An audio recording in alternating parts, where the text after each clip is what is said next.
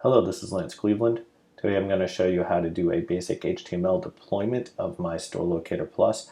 I'm going to use a basic text editor on my MacBook Pro desktop to create an HTML file and deploy a fully functional locator on my desktop. First thing I'm going to do is set up my MyStoreLocatorPlus.com account at my.storelocatorplus.com. And I've already got an account set up here just so we can go through this a bit quicker. I've already created an account and loaded some locations, so I'm going to log into that and get into my dashboard. So here's my dashboard setup, and you can see the locations I've already added.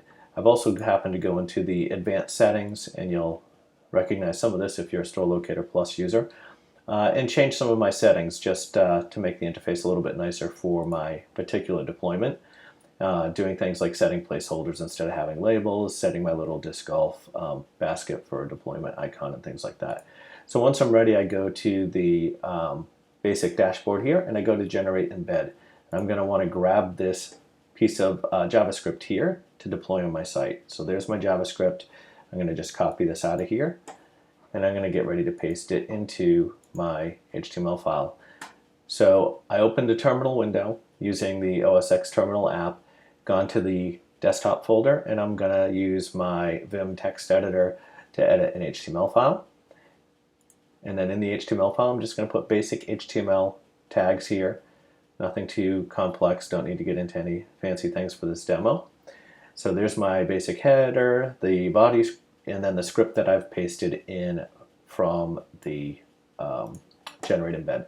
So with this script, I've broken it up onto separate lines. You don't need to do that. It doesn't affect functionality as long as you break it in between the attributes of the script tag.